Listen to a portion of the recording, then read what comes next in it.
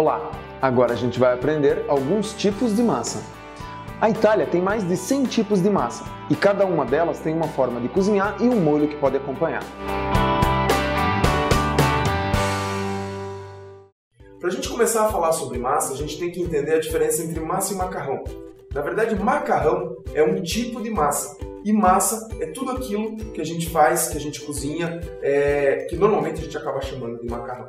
Então aqui na minha frente eu tenho alguns tipos de massa. E as massas elas são divididas em 4 tipos. As massas longas, que é como essas que eu tenho aqui na frente. As massas curtas, que são essas menores que eu tenho aqui. As massas recheadas, que é tipo um ravioli, um capelete. E as massas de forno, como a lasanha ou cannelloni. E alguns outros tipos de massa que a gente também vai levar ela ao forno. Para a gente começar a entender a diferença, ela vem entre o tipo da massa, a longa e a curta. A diferença maior entre elas a gente falar das massas longas, que elas são realmente compridas, elas têm 20, 30 até 40 centímetros de comprimento, e as massas curtas, que elas são pequenininhas, como o pêssego que a gente tem aqui. A diferença, quando a gente vai cozinhar, não é tanto o tempo de cozimento, mas sim que a massa longa, por exemplo, a gente nunca deve quebrar ela antes de colocar na panela. Isso é um atentado, isso é uma coisa totalmente errada. Quando a gente vai cozinhar uma massa longa, ela já tem esse tamanho, porque ela é para ser cozida desse tamanho.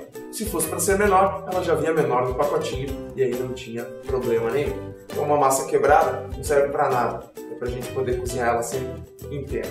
Quando a gente usa as massas longas, a gente coloca molhos que sejam um pouco mais cremosos, molhos que vão enrolar nessa massa. E as massas curtas podem ser molhos mais pedaçudos, molhos que vão ter pedacinhos de alcaparra, anchova ou outros tipos de coisa, como carne mesmo.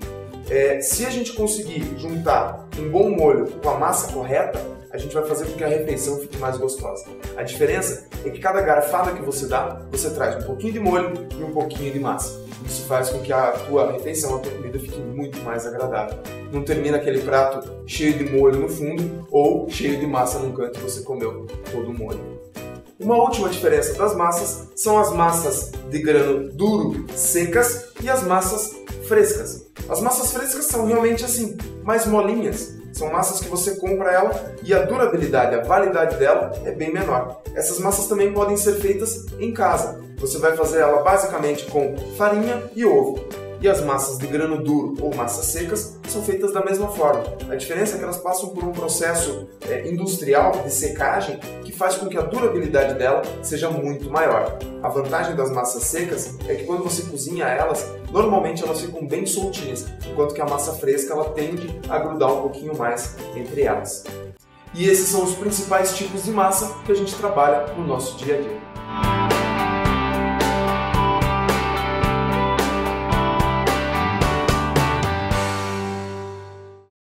E aí, gostou desse vídeo? Então clica aqui embaixo em gostei e aproveita e deixa teu comentário também. Se você tiver alguma dúvida, coloca lá embaixo nos comentários que a gente vai tentar esclarecer ele o mais rápido possível. E se você quiser ver mais vídeos de culinária básica, clica aqui do lado.